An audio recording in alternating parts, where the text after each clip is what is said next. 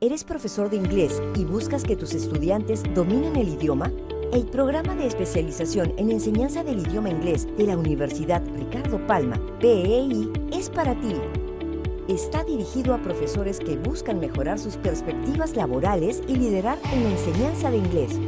El contenido del programa ha sido especialmente diseñado para que domines los procesos de enseñanza-aprendizaje de inglés en la era digital. Como estudiante del PEI, tienes acceso a conferencias a cargo de expositores internacionales del más alto nivel. Recibes el material y plataforma digital de forma gratuita. Lo último en la enseñanza del inglés en el programa más completo del mercado. Gracias a su doble certificación, accedes al examen internacional TOEFL ITP de manera gratuita. Cuentas además con una biblioteca exclusiva y préstamo de libros. El programa te permitirá trabajar con niños, jóvenes y adultos. Vive una experiencia única. Las inscripciones ya están abiertas. Únete al PEI y conviértete en líder en esta fascinante área de la educación.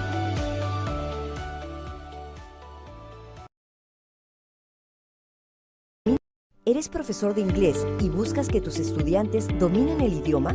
El programa de especialización en enseñanza del idioma inglés de la Universidad Ricardo Palma, PEI, es para ti. Está dirigido a profesores que buscan mejorar sus perspectivas laborales y liderar en la enseñanza de inglés. El contenido del programa ha sido especialmente diseñado para que domines los procesos de enseñanza-aprendizaje de inglés en la era digital. Como estudiante del PEI, tienes acceso a conferencias a cargo de expositores internacionales del más alto nivel. Recibes el material y plataforma digital de forma gratuita. Lo último en la enseñanza del inglés en el programa más completo del mercado. Gracias a su doble certificación, accedes al examen internacional TOEFL ITP de manera gratuita. Cuentas además con una biblioteca exclusiva y préstamo de libros. El programa te permitirá trabajar con niños, jóvenes y adultos. Vive una experiencia única. Las inscripciones ya están abiertas. Únete al PEI y conviértete en líder en esta fascinante área de la educación.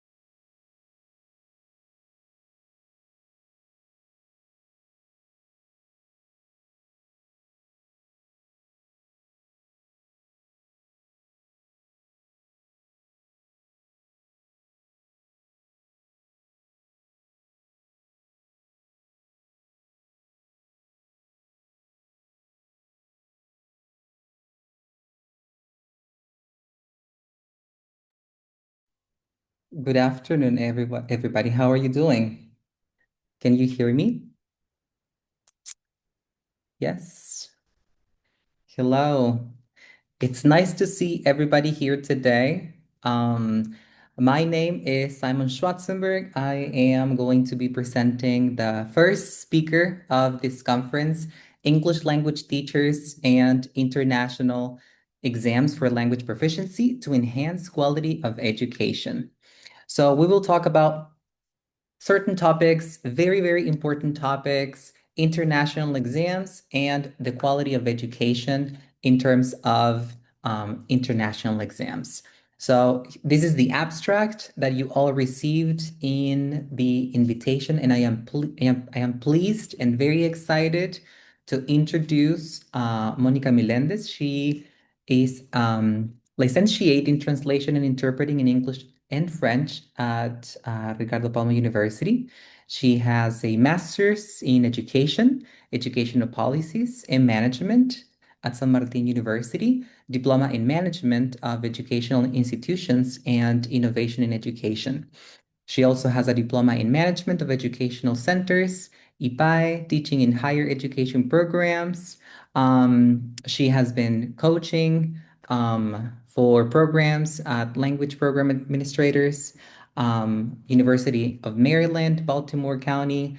She has a specialization in teaching English as a foreign language at Católica University, twice recipient of the non-traditional student scholarship at the University of Boulder, Colorado, USA. She has been an English teacher at different language centers and schools until 2006, academic supervisor of the adult program at IPNA, coordinator of the academic area in charge of corporate classes at Euroidiomas. She is now the director at the specialization in English language teaching. She's the director of the language center at Ricardo Palma University as well. And she also coordinates the courses for the undergraduate program. So welcome, Monica. We are very happy to hear what you have prepared for all of us today.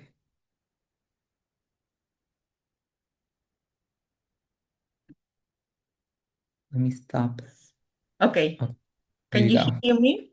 Yes. Thank you. Hello, everyone. Good afternoon on behalf of the university. Here we are. Today is May the 4th, right? And we are more than happy to embark on this beautiful journey of talking about English language teaching, which is what we do, what drives us to wake up every day together with the love of our family and all the things that we want to achieve in this beautiful career that we have decided, that we chose, which is teaching English. If you are an English teacher, please raise your hand or select an emoji. If you love what you do, please do the same. Thank you. All right, so I'm going to share some information with you this afternoon related to what Simon has kindly shown at the beginning of today's session. Thank you, Janet. We also love working, teaching English here at Ricardo Palma University. And you have seen that my journey has been a very long one. And I think I have a lot to share with you and with everybody that wants to make a living out of teaching English. And more than that, transform the world because of teaching English.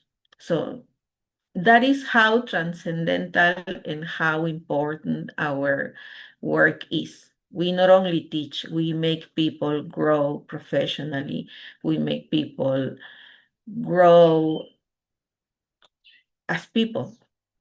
And one of the things that we wanted to mention today has to do with why people learn English these days. And at the beginning of today's session, I mentioned that today is May the 4th, right? So here is my first question.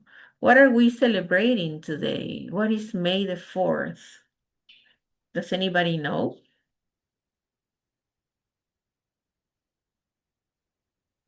There is an administrative issue, an administrative important detail that I would like to mention at this moment.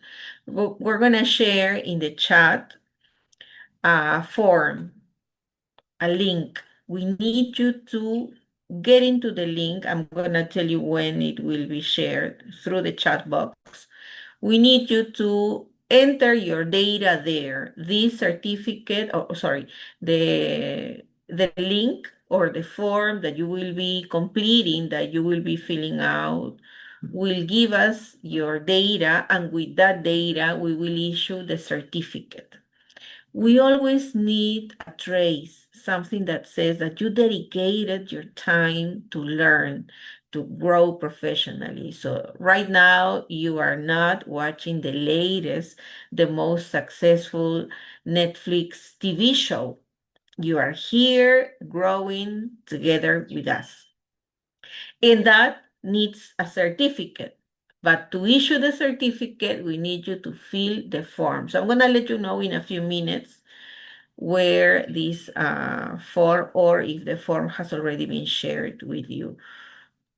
You guys are here from which university, from which language center?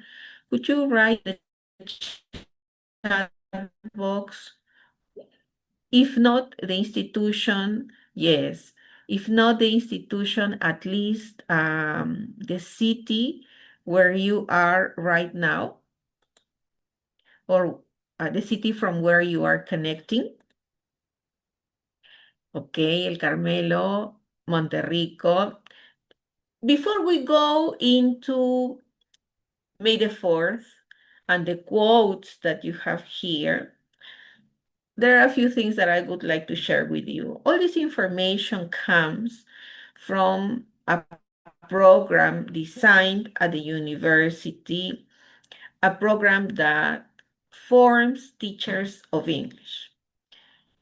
We cannot share all the content of the program here, but there is a main idea behind the program, an idea that drives the program, and all of us here at the program, teachers, teacher trainers, and students, participants, and the university itself.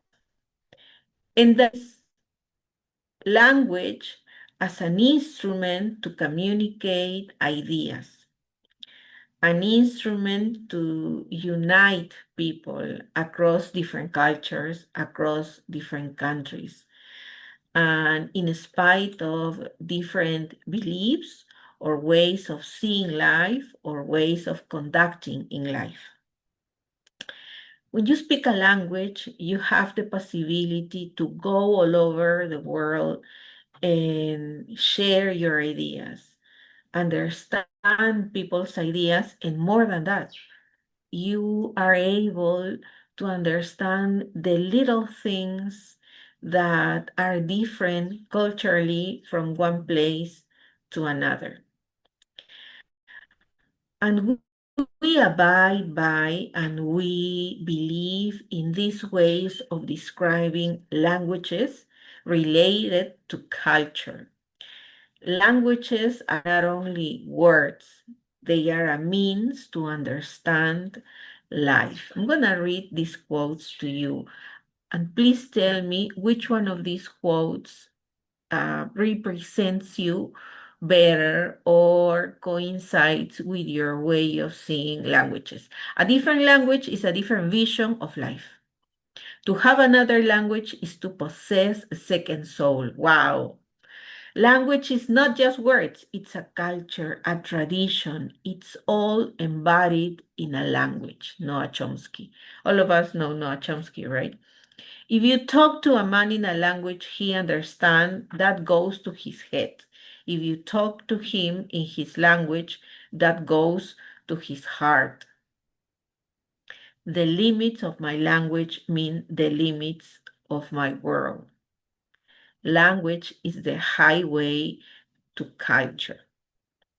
And here you have who, at a different moment in life, described what a language is. So languages cannot be reduced to vocabulary and grammar. Today, we are celebrating a Star Wars Day. And to understand May the 4th, we not only need the words, we need the culture, the cultural concept, the idea that we enjoyed when we watched the saga. Episodio 1, Star Wars, The Empire Strikes Back, and all those wonderful movies that I was able to watch when I was a kid. I don't know if you also watch them, like them, became a fan. And because of liking movies and music, you decided to go in depth into learning a language. If that is your case, we are twin souls, because that's what drove me to this long journey of learning languages, and that drove me to do something,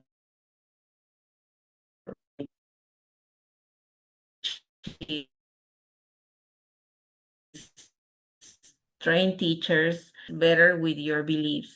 I hope all of them. Let's move on. What is the link between international certifications and the quality of teaching English?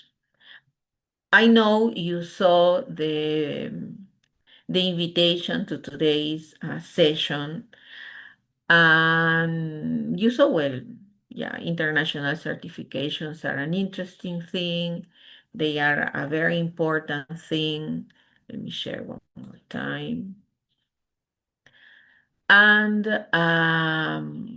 maybe the connection was very clear to you, right? The connection between having an international certification and the quality of your institutional approach to teaching English, to your professional approach to teaching English. I think it's evident for all of us that international certifications are necessary. But we want to dissect that answer. We want to go a little bit more into why. Not only what is evident, but a little bit more, not only to convince you, but we want you to become an agent of accurate information. In the field of teaching English, there are a lot of beliefs and there are a lot of myths. One of those myths is that, for example, a native speaker of English is a better teacher, which was the first language. What do you think about that? Is a native speaker a better teacher? Is it like automatic? You are born in a country where English is the first language, so of that you can teach English anywhere in the world at any level of education? I want to read you. Let's take a look at the comments we have here. Remember that we have the form in the chat box, and with that form you will be able, once filled out, to receive your certificate. To have another language is to have a second soul. Yeah. I guess one of the moments when you realize that you have acquired the language is the moment when you start dreaming in English.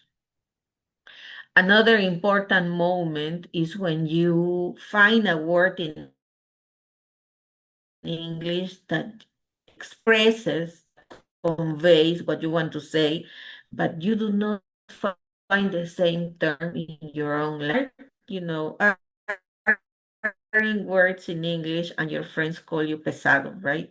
You're going to talk in English. How annoying. It's natural. It's part of you now. And as Angela chose, you have a second soul, your soul in Spanish and your soul in English, and maybe in another language. So, are people learning English in 2026 because, it's a mandatory subject in school and in college? Or is there anything else that drives them? Do we just need to have a certificate to confirm that we can teach English right? Are native speakers of English better teachers than people that learned English in a non-English speaking country? So many questions, Monica. Yes, I want you to participate. We are going to construct today's knowledge with your participation, so it needs to be active. Talking all of us at the same time is going to be very difficult. So at this point, I would just kindly ask you to write down your comments on the chat. So I understand that something needs to be learned in order to teach English, right? If you agree with me, please, choose an emoji and tell me whether you agree or disagree. We are learning English in 2026 not only because it's part of the Maya curricular, it's part of the teacher's teaching approach in your school, because it's mandatory. No, there is more, and I'm going to show you.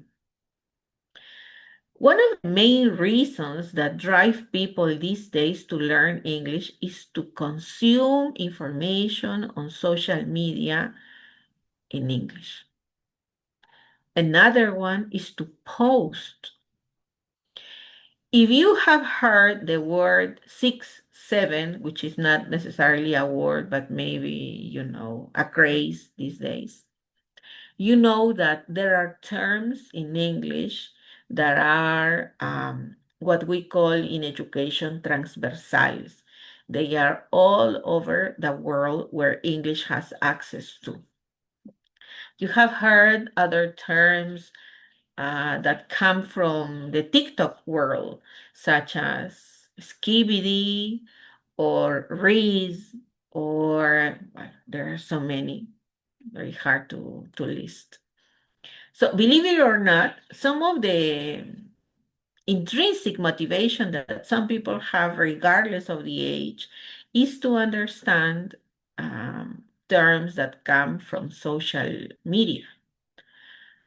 Also, to understand what is, shown on entertainment, songs, videos.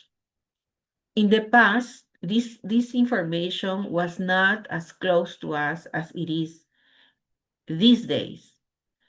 There are so many things that have changed. In the past, we used to watch TV on a regular TV set. These days, we watch programs, TV shows, short soap operas, and movies on our cell phones, on our iPads, on our laptops. It has become an individual activity, whereas in the past it was a community activity, a family activity, something that we did as a group. So the world in 2027 is not the world we grew up in, and it's not the world that we saw 5 years ago before the pandemic, and it's not the same world that we experienced 3 years ago post-pandemic. So many people are driven by this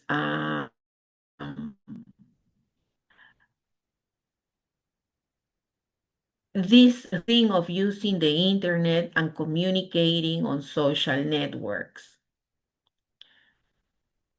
And what does this have to do with international certifications? It has a lot, because the world world is not only the physical world, it's now also a virtual one. We have a digital citizenship and we have a real citizenship. This digital citizenship gives us access. I'm going to have a sip of water.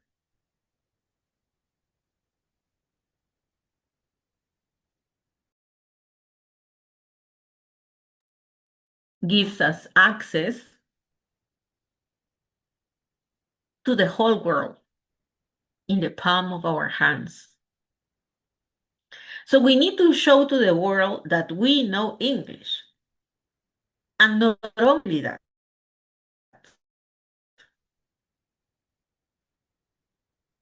we can also be detrimental to the success of our institutions.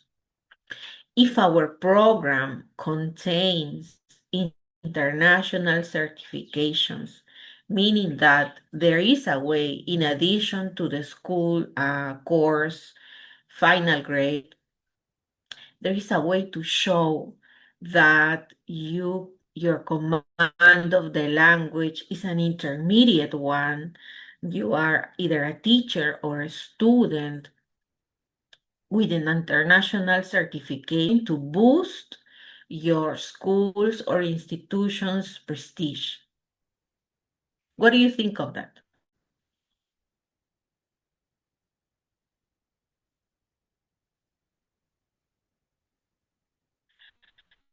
The second reason for having an international these days and they motivate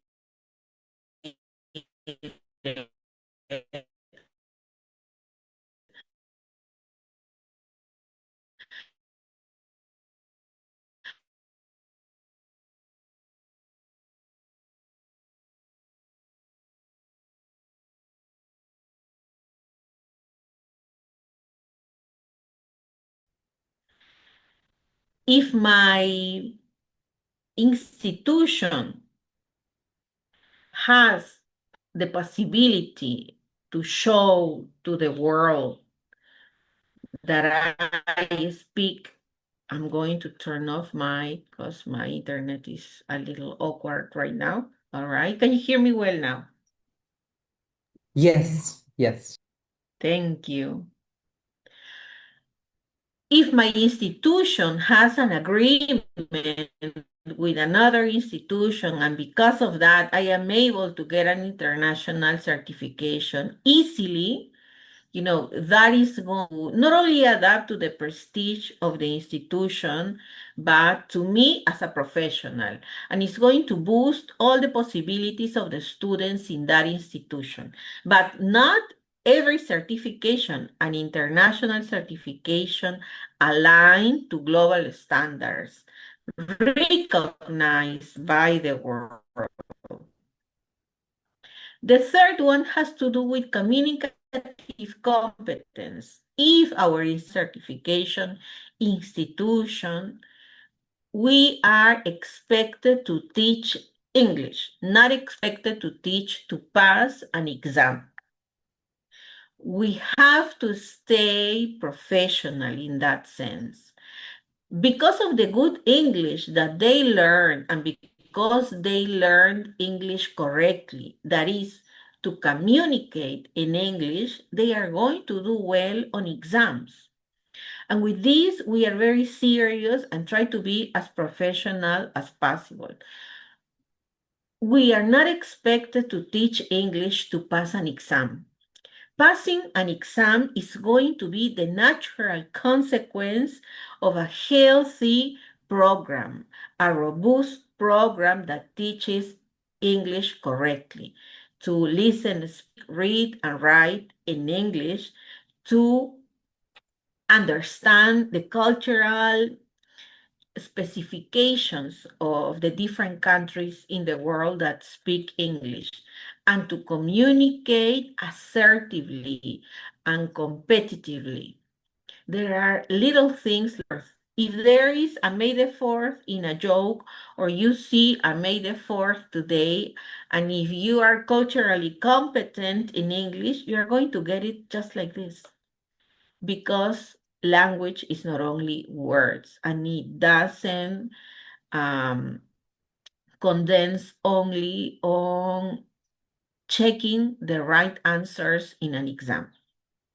I'm about to finish with this important part of today's session because in a minute, Mr. Simon Schwarzenberg is going to go in depth into the specificities of every international certification that we have available in Peru.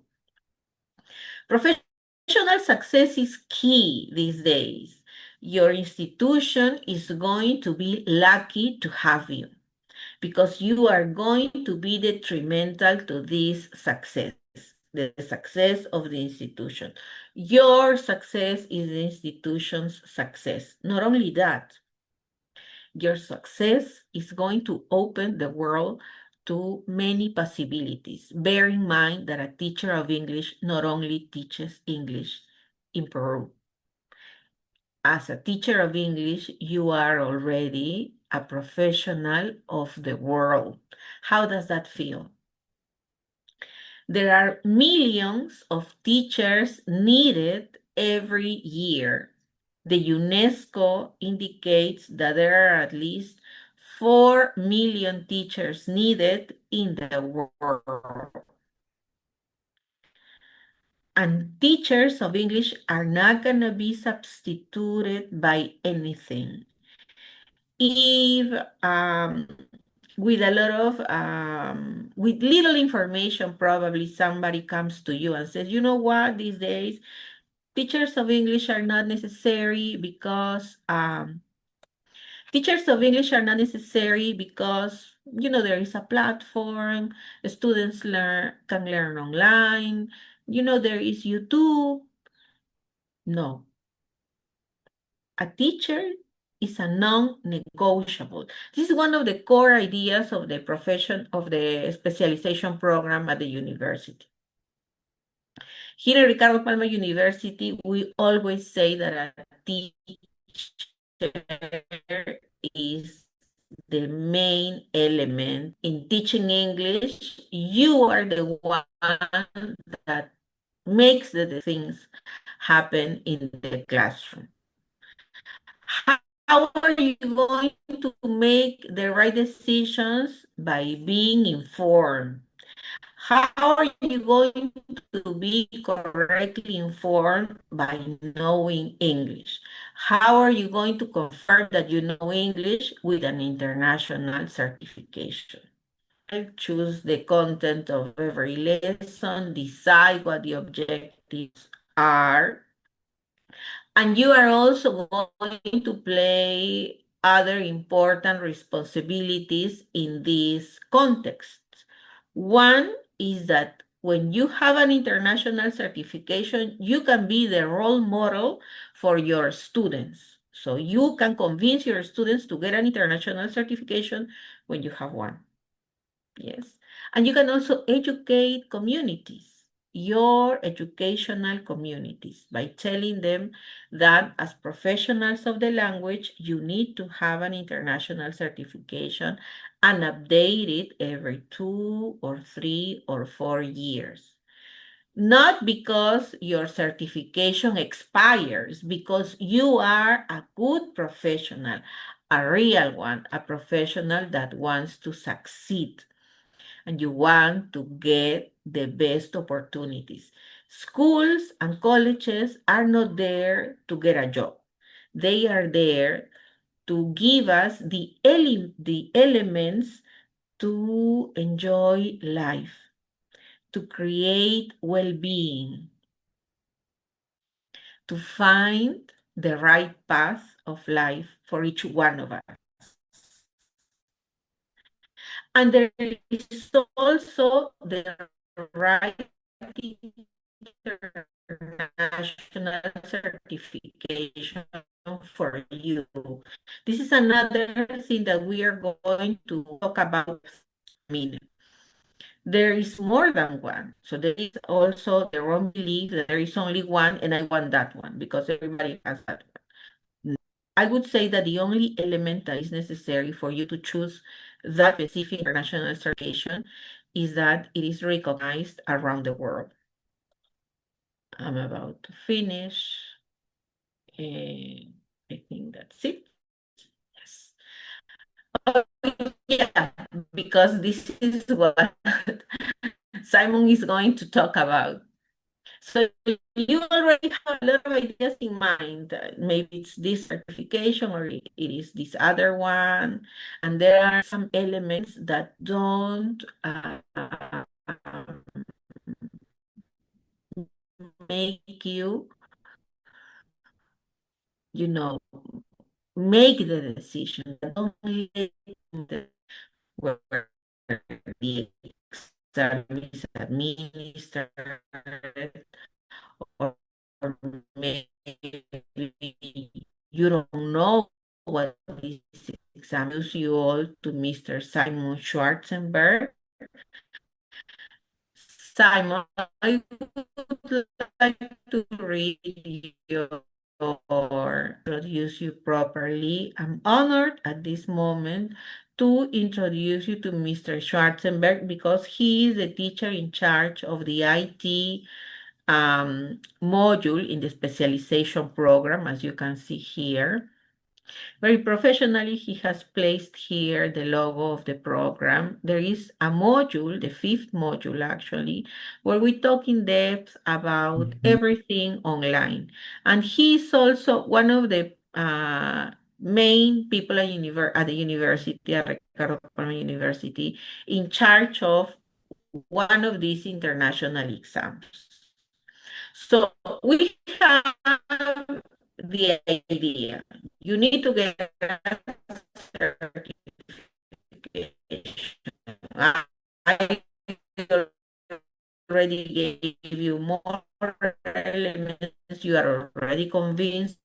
You knew beforehand that you have to take an exam. Of all exams available in Peru to your educational communities. Mr. Schwarzenberg has gotten training in Chile, where he's from, in the States, in Peru, at the university. He's one of the professors at our specialization program, and he's here today with you. So without further ado, these few minutes to talk to you about international. Thank you. Thank you very much. It's a pleasure to be here with all of you right now. Before I begin, please feel free to use the chat box. I'm going to be asking questions about international exams. And please tell me if you hear me well or if my connection is breaking up, just let me know. So the aims of today's session are three. We are going to explore major exam providers and their assessment suites in order to make informed decisions. Excellent. Thank you, Rodrigo. I also want you to understand the importance of international examinations for English language teachers and to examine the professional benefits of certification in English language teaching. So, we are going to be demystifying the landscape. There are many options to choose from, and I think it is very important for us English teachers to know, you know, the range of and all the options that are available out there. So I want to start asking you if you have taken any international exams and which ones? Which ones have you taken? I'm gonna be reading the comments. You already saw the exams that I've sat for. Okay. Luis, the FCE, Carmen, all right. Oh, so many messages. Um, okay, there we go. Carmen, the ECCE. We're gonna talk about the Michigan exams, the IELTS academic and CAE Band 8 and C1 grade A. Very good. The TKT, excellent. I took that one too. The C2 proficiency from Cambridge, very good. FCE in Bulat, TOEFL. We're going to talk about the ETS, ECCE, excellent. So I see that you guys are, we're in the same page regarding exams. This is great. This is great. So before we dive into the data, thank you for writing the exams that you have taken. I want to know when. When did you take or how long ago you took those exams? Is it possible that you can tell me the dates? Um, Only for those of you who wrote on the chat. Last November, 2024. Okay, that's recent. 2022. Great. Now, I think that we should start talking about what are international exams. So to kick things off, we can share this definition. It says over here that international English language exams are standardized assessments developed by recognized global organizations to measure a candidate's language proficiency. They are usually developed by global bodies, right? We can call them. And of course, it measures a person's language proficiency against an objective scale. We're going to talk about that scale. But let's take a look at what actually means in practice. We have two pillars. The first one is standardization or the global currency. It's how I like to call it. And so there is standardization, they provide a common, globally accepted language for describing English proficiency, making qualifications portable and universally understood. This is great because it doesn't matter if you go to London, if you go to the US, if you go to Australia, if you go to Canada, you still have the same level. And it's measured the same way all around the globe. So it is the formal recognition by universities, by corporations, and governments. And of course, it shows if someone is, functional or ready, or it has the, competencies. Then we have the certification, the actual certification. And over here, it's successful candidates receive credentials recognized by universities, employers, and governments around the world, opening academic and professional doors. So it's everywhere and everybody says that, but it's true. I mean, English opens doors. So yes. Now we will talk about that in depth in just a minute. I think that we should move on and let's talk about major exam providers. You probably know a few because you have mentioned them in the chat box. And we know that the international exam landscape is dominated by a handful well-established organizations, each with its own suite of assessments, target audiences, global recognition. Sometimes they compete, right? But some others are for different purposes in different countries. So it depends. So let's start talking about Cambridge Assessment English. This first, we have Cambridge. They are, I would say, arguably the most complete provider. They offer a whole suite of exams. They range from young learners to mastery level and or basic level to advanced to more advanced levels. These exams are recognized by over, and listen to me, 25,000 organizations worldwide. So it's huge. It's huge. Um, then we have ETS. ETS stands for Educational Testing Services, and ETS is the US based leader. So their suite, particularly the TOEFL like family, remains the primary benchmark for North American academic entrance and professional workplace assessments. So, for example, from my perspective and from what I've been through, because I studied in the US and I was studying at the language center, and all my friends were preparing or were getting ready for the TOEFL because um, it's, international students, they need to have English requirements. And everybody, decided to go for the TOEFL. So everybody is always studying for the TOEFL, at least in the US, right? Because it's the US leader. Of course, it is accepted in some other, in Europe, right? In Australia and in some other parts of the world. You just need to, you know, um, I always tell my students, because they usually tell me like, oh, is the TOEFL gonna be useful for me in this part, in this part, in this part of the world? I always tell them that you have to look for the university or the government or the corporation in case you're applying for a job, which ones are the exams that they accept and which ones they do not, because that would be my first piece of advice. Then we have the Michigan language assessment exams. Um, they have that was a collaboration between Michigan and Cambridge. I'm going to show you the timeline of how that kind of came up and when and where. Um, so it's a collaboration between Michigan and Cambridge. It specializes in high stakes exams focused on American English standards. We have, for example, the MET, the MET, the ECPE. I think somebody mentioned that or took that exam. I think I read it on the chat. Now, let's take a look at some single test providers, because I show you the three big providers, but they have multiple exams. They some of them don't have multiple exams. Some of them are one or two, some of them three, but they're not um like major exam providers per se. We have the Duolingo English test.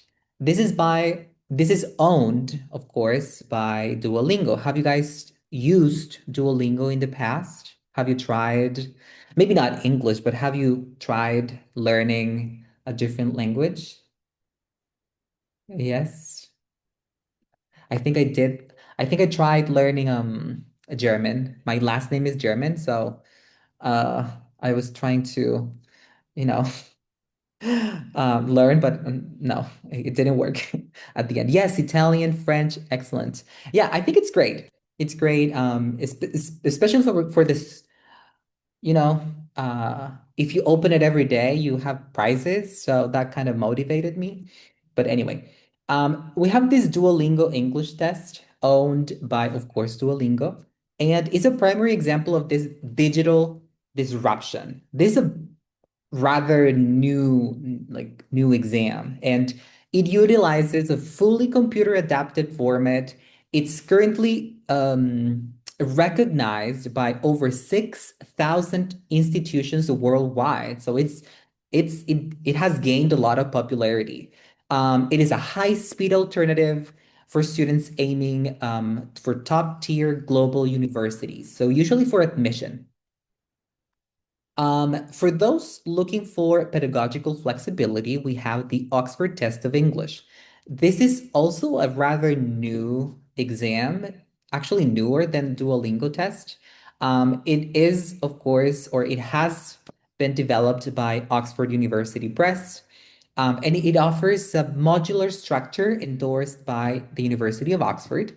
It is accepted by more than 1,100 organizations, and yes, I think it's great. It is particularly valuable because it allows candidates to retake specific skills rather than the entire exams. For example, it happened to me once that in the grammar part, I was taking the paper-based format of the CAE, and I forgot to like put everything in my answer sheet, and I just put it in my other sheet of paper that was not going to be checked. So yes, I got a lower score on my grammar part.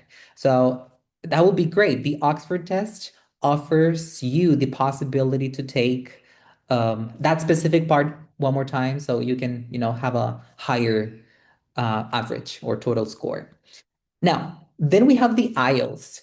I saw someone who took the IELTS, IELTS remains a global powerhouse. This is very popular. It is co-owned because it has two owners, one or three, the British Council, IDP, and Cambridge. So we're gonna see that Cambridge is almost everywhere. And IELTS serves as a critical gateway for migration purposes, but also higher education. So it depends. It has a massive recognition over 12,500 organizations in 140 countries. So it is often the gold standard for students targeting the UK, Canada, Australia, etc. Right? You just have to, look in case you are trying to get admitted to one of those universities. And last but not least, we have the PTE, this for the Pearson exam. It focuses on 100% AI scoring to eliminate human biases. It is recognized by more than 3,500 institutions, and the results are actually very quick. Only 48 hours. So that's great. That's a choice. It's important to know all of this so you can, make informed decisions in case you're trying to get certified. Now, let's move on and let's take a comparison between low stakes and high stakes assessments. Um, and over here we have 4 different points. In our daily classrooms, for example, and I say classrooms because I assume that you are teachers or you're trying to become teachers or you've been teaching English, maybe not anymore, maybe you are a coordinator, a director of in your school, university, institution.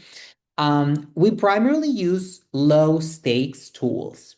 These low stake tools, for the purpose of learning, are safe to fail.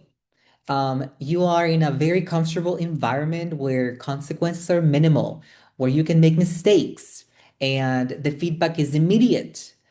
So you can help your students identify gaps in real time while keeping the anxiety level low. So this is formative, right, at heart, and it is for our teaching. However, international exams are kind of high stakes assessments. Their primary focus or the purpose is the certification, right? So the consequences are significant. And I say significant because, for one, you are paying for it. I know that they can be a little bit expensive. Of course, it depends on the exam. Um, but not only that, sometimes the results determine if you're getting into college, if you are getting a scholarship, if you're travel, if they're gonna give you the visa for the work and holiday. So of course, it's high stakes, right? Um, and because these exams require rigorous external validation, feedback is often delayed, so it takes a little bit longer to receive the actual certificate. Naturally, that gives you anxiety, and it is difficult because you have to be a bit under pressure. Maybe if you don't suffer from that, it's great. Maybe you're not gonna have all that. But still, as educators, our challenge is to bridge this gap. And so we must use our low stakes classroom activities to um, to kind of work in practice. So I think I spoke about all those 4 points of between low stakes and high stakes kind of assessments.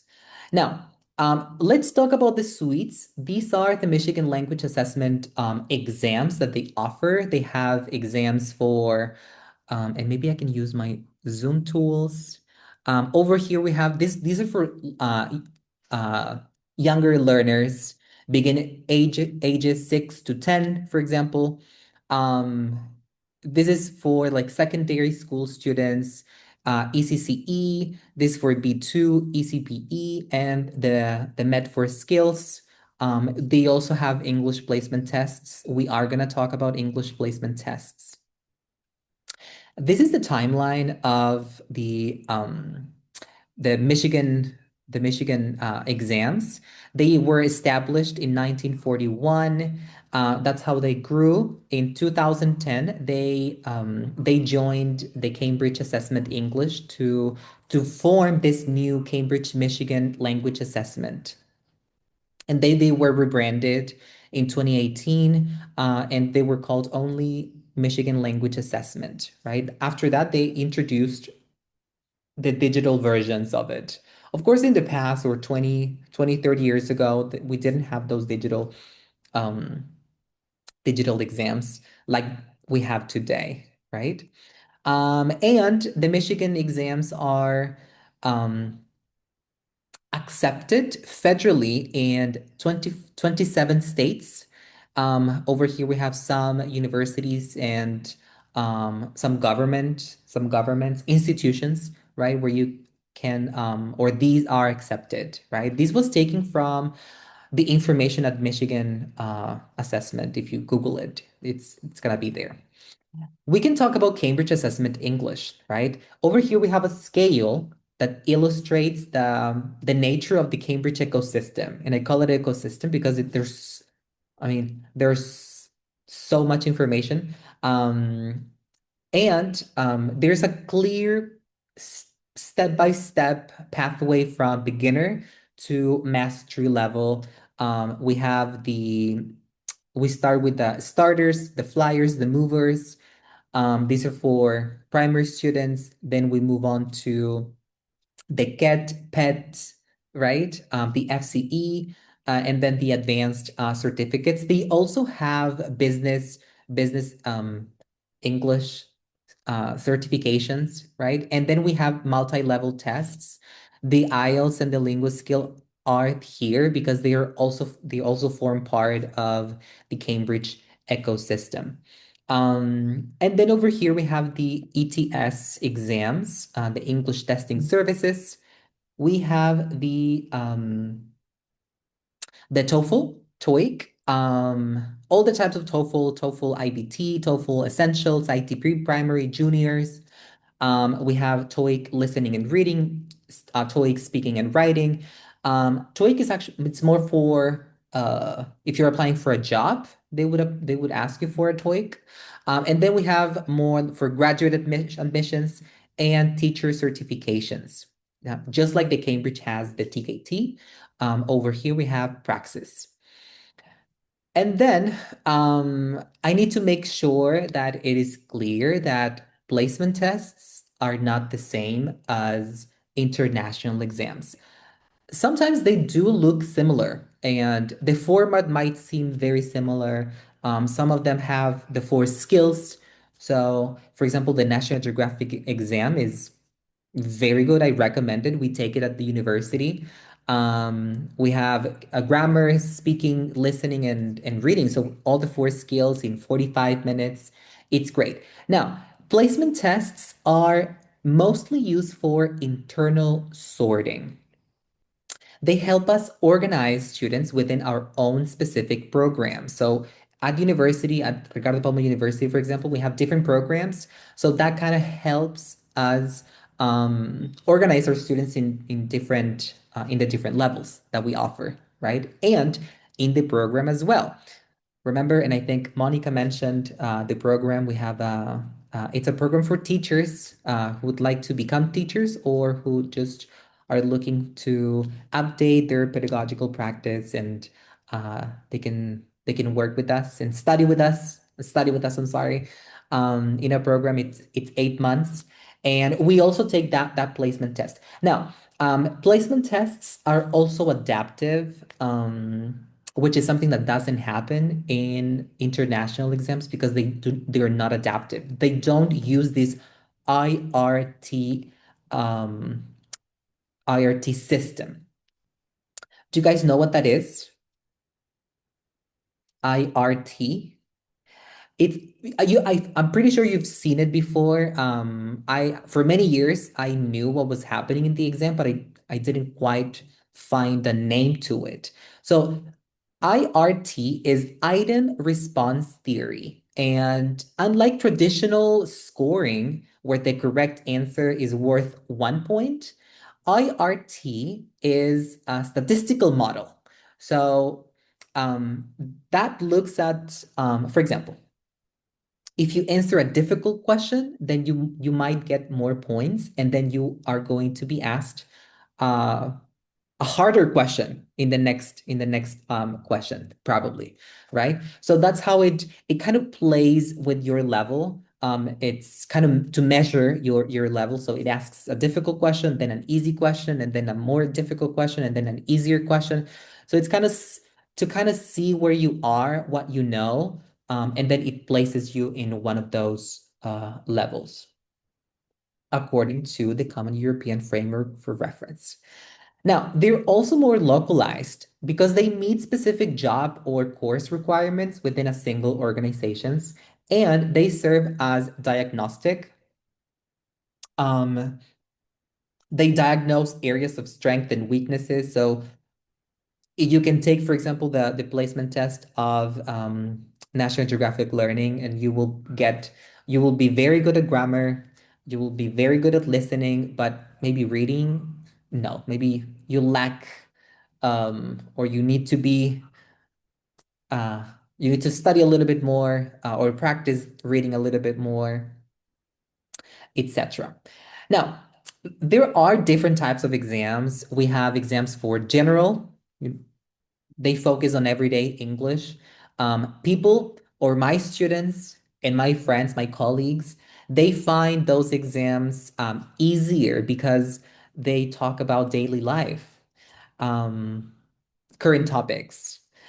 There are some others that are more academic, and they usually the settings, for example, are within a university or, um, basically academic contexts, and right and professional exams are they have a more towards they're focused towards a workplace English. They're used for employment for companies, for example TOEIC, right?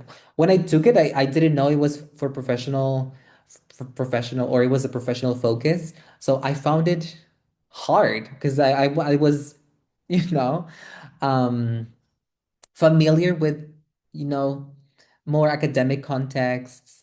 But it was great. It was great, and I actually did great. It was a fun experience to take the TOEIC. Um, Now we have paper-based exams and computer-based exams. There has been a shift from traditional paper exams to digital formats. However, paper-based exams are still in many places they are available still. So some people might find it more familiar. Personally, I like paper. So it's widely trusted by a lot of candidates. There's no technology over there.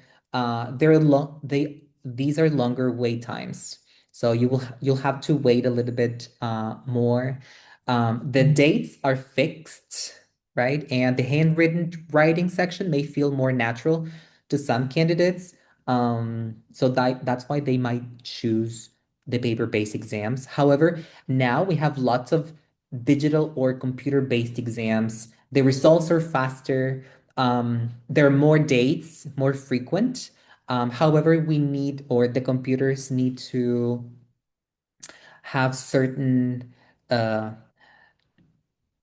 specifications. Not all computers will be accepted, right, to take those digital or computer-based exams. Um, so yeah, there's been a change in international assessment in recent decades. Both formats have distinct advantages and considerations for candidates and institutions. So you can choose, right? You can choose. Over the years, we have administered these exams at Ricardo Palma University, and I think I might need to include one more that I don't know if I can say it, so I'm not gonna say it. But at the specialization program for English language teaching, we have taken the PTE exam, Then we moved on to the Michigan exam, the Met for Skills. And now we take the TOEFL ITP. So these are great for students who finish our program.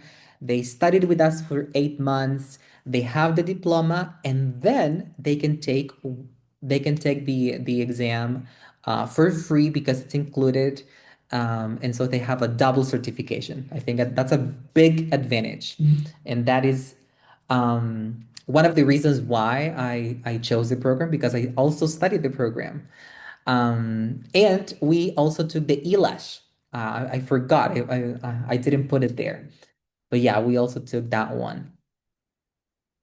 And I have good news because you can take the TOEFL ITP with us at the university, and you can get certified this year. Do not wait any longer. We have a discount specifically for 2026, and our next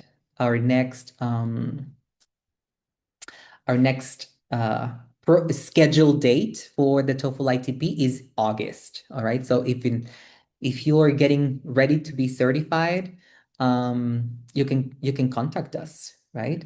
I'm not telling you to do it with us, but it's a great opportunity, and we offer 3 preparation classes, so you can practice the exam and get acquainted with one of our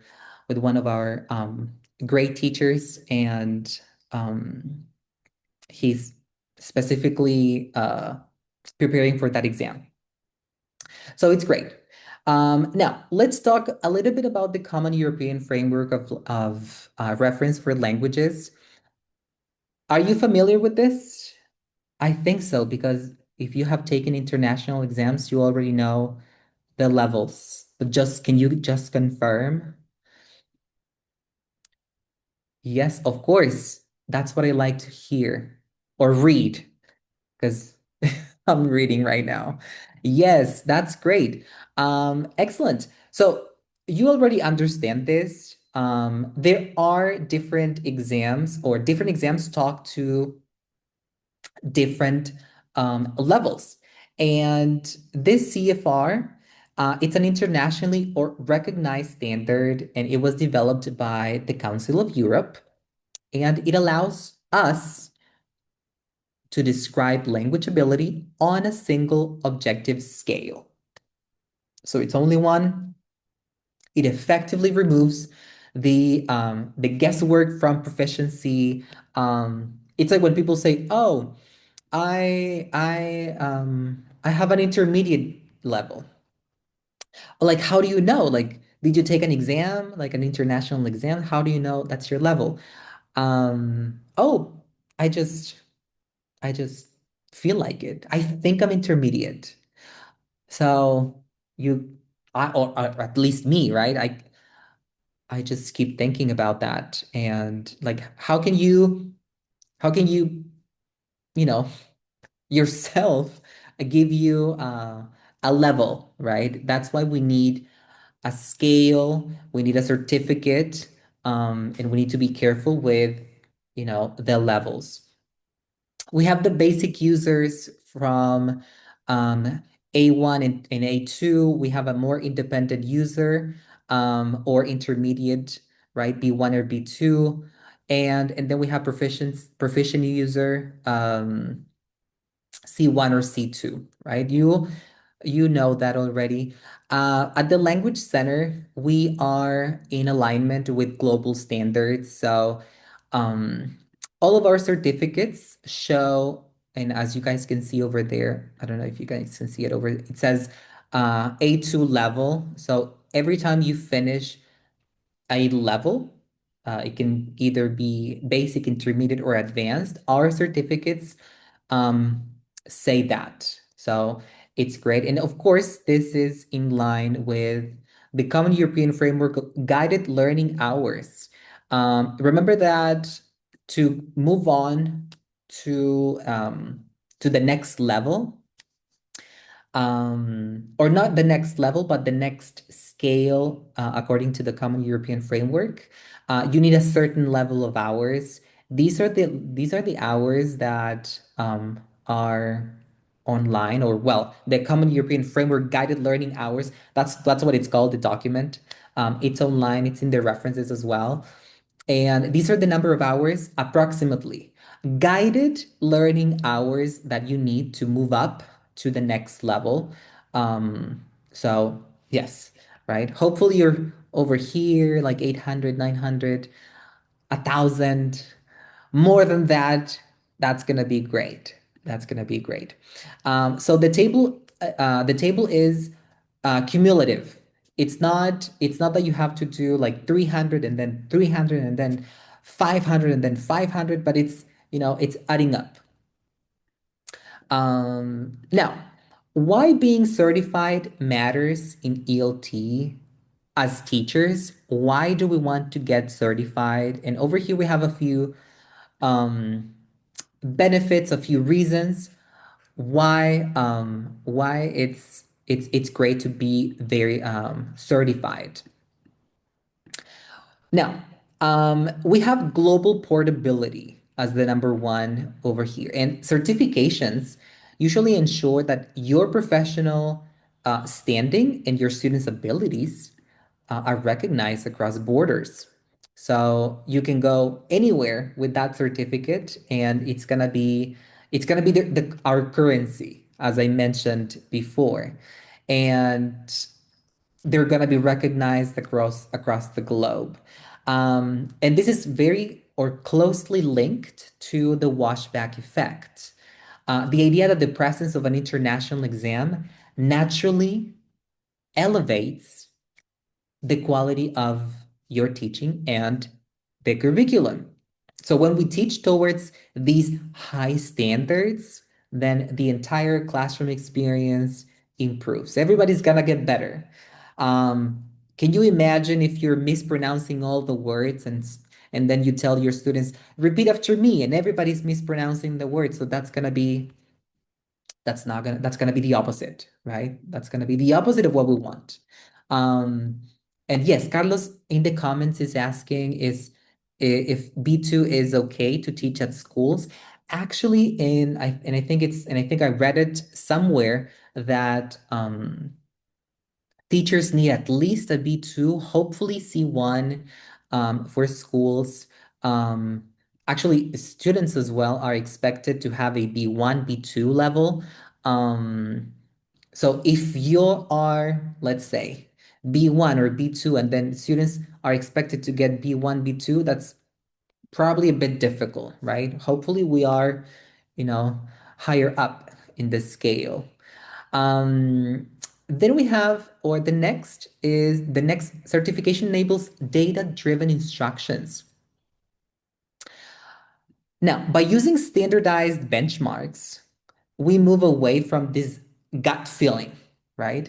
Sometimes it happens, I see a question and I'm like, I have a gut feeling that it is this answer, right? But we don't want this gut feeling. We need to be precise. We need to know why. We need to know how.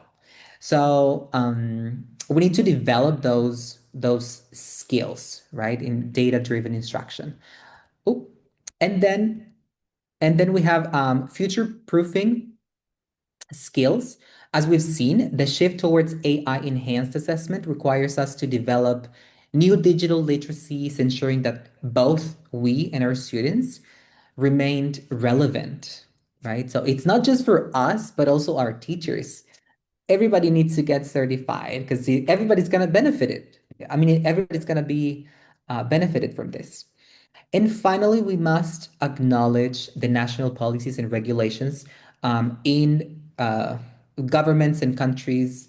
It's different or it varies depending on the country. So yeah, right. It depends.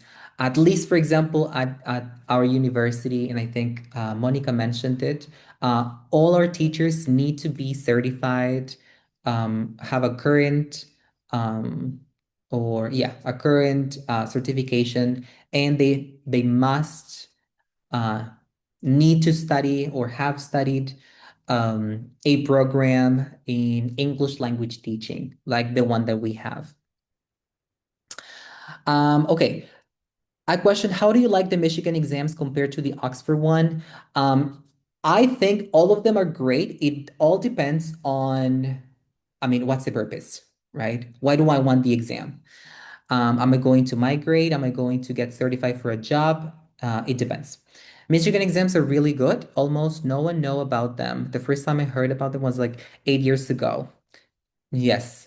Um, they have a very large suite of exams, but um, maybe the TOEFL exams or the Cambridge exams or the IELTS, these are more popular. It's just about popularity right now, to be honest. But I don't want to be biased. I don't want to give you my personal opinion because I think that all of them are great and I would take them all. Now, over here we have some data.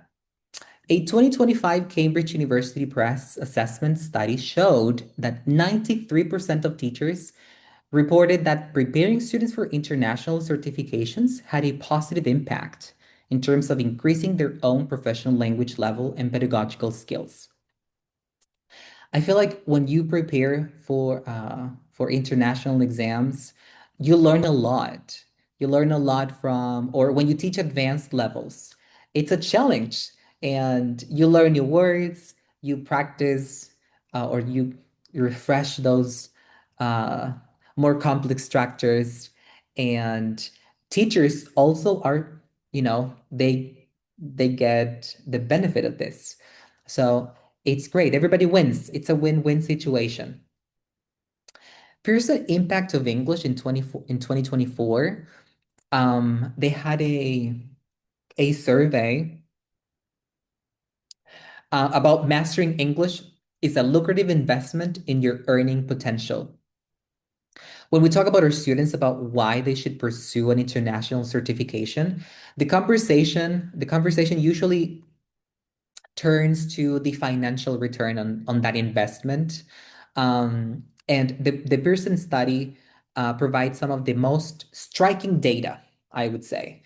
8 in 10 respondents believe that English proficiency is directly linked to earning potential.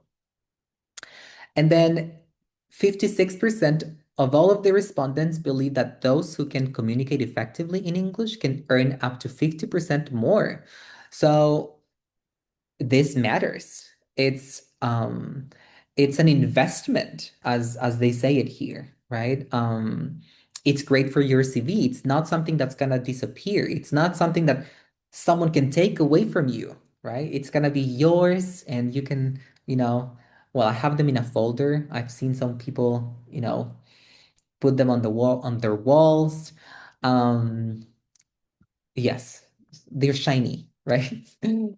Now, pedagogical focus, general English versus exam preparation, and this is something Monica mentioned.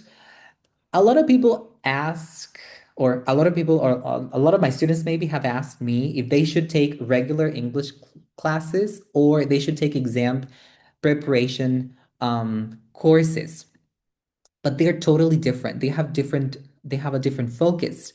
The focus on a regular English course brought fluency and daily communication, whereas English preparation, it's more about accuracy, strategy, advanced functions, getting to know the exam. It's very intensive. I feel like it's more grammar focused. Um, it's not something that happens at a regular English course. We try to lower the anxiety. We're learning for life. We're more flexible. Flexible. Um, we often favor speaking and listening activities like productive skills maybe. Over here in the exam preparation courses, the evidence is learning. If it's not written, then it is not learning is not happening.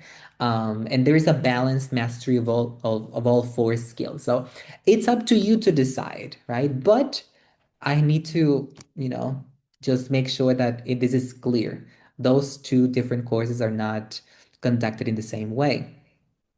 Over here, I have a benchmark of some of the exams and the access and affordability, what levels they certify, and what they are best for. I'm not gonna stop here. You're gonna get the presentation or a summary of the presentation. So over here you have the approximate cost. This is just random. It can vary.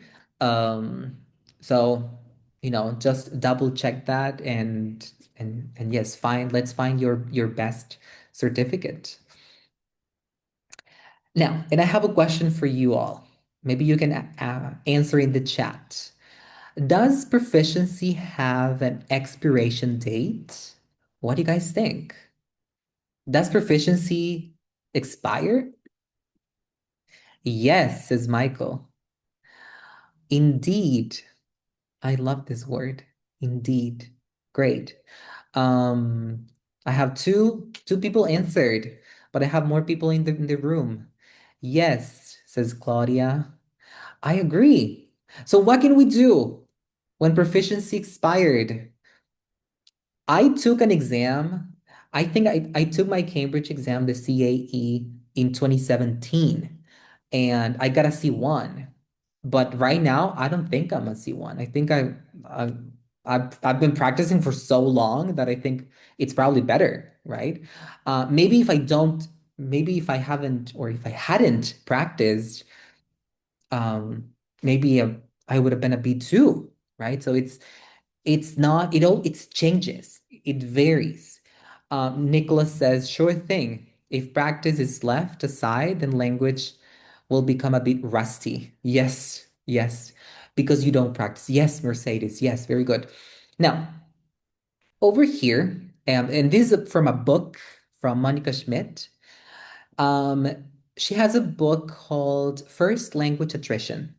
And in her book, she says that language attrition, I was gonna make one of you read, but I'm not in class. I'm in a conference. I think you cannot turn on your mic. But it says language attrition describes the loss of or change to grammatical and other features of a language as a result of declining use by speakers who have changed their linguistic environment and language habits. So over here, while a certificate might not physically expired, like the ones that Cambridge, like the Cambridge certificates, right? They do not officially have an expiration date, but we know that we're not gonna have that level forever. So the linguistic ability over here is to represent the subject, right? Or to because once we take it at a very specific time and we have a very specific level that may vary in 1 or 2 years.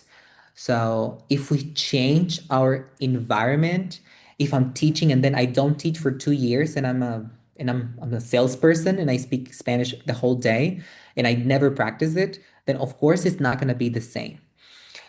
We also have a different theory, and this is the trace decay theory. This was proposed by a psychology Baddeley in 97, and it suggests that memories, including language skills, naturally fade. I mean, it's a natural process. They fade over time, and if they are not refreshed or used, we're gonna lose it. Essentially, if the neural pathways are not activated, right? That's what we call a trace. And in the context of ELT, this is why we see a standard 2-year validity period for many high stakes exams. And that's why a lot of jobs, they ask for a 2-year valid certificate. And it is a recognition that academic language proficiency is not a static trophy, but it is a dynamic skill. So if a student, for example, achieves C1 level, but then spends 2 years without academic input, then of course their functional readiness will decay. So that's why I like this theory so much. Um, all right, in the comments, they have 2-year validity period. Yes, yes, that's why they have at least, for example, the TOEFL exams and the ETS, you know, family, it says there that they can back up the results for 2 years. After 2 years, they cannot. Well, I'm in charge of the platform, so I can see, for example, after 2 years, I cannot even download the report. It's like it's lost. Like nothing you can do after 2 years. Carlos says language attrition can happen when you stop practicing English. Absolutely. Yes, yes, I agree. Teacher English Club says that also occurs in your mother tongue if you don't read or write in a formal way. Yes, actually, that goes both ways for first language and second language. So we have first language and second language attrition. It's a very interesting topic. Yes, I've been researching a lot. It's quite interesting. Maybe for a different conference. All right. I read this or I heard someone say this. I don't know who, but I just loved it. It says that English is no longer a luxury skill, it is an operating system for global trade. Certification acts as the proof of work.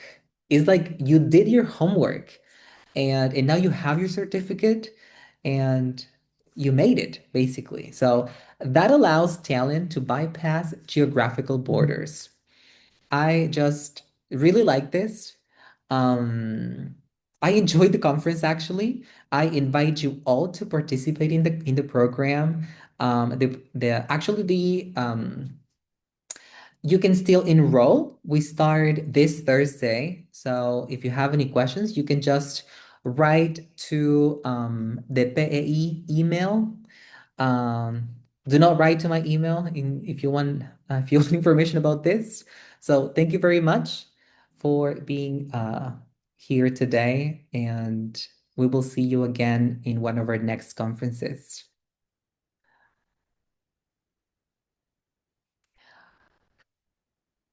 I don't know if you have any questions.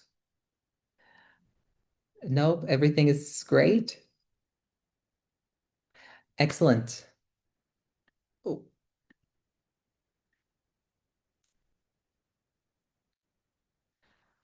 all right, excellent. Thank you very much. It was a pleasure to see you all. Oh, I have it's really interesting. Yes, yes. Excellent. I see. I will see you guys um in our next conference. It's gonna take place in August, and it is gonna be face to face. So we will see you there. All right. Yes. Yes. Bye bye. Thank you very much. See you there. In case you guys are interested in the program, just you can send us an email or a text. Bye bye. Take care. Have a good night.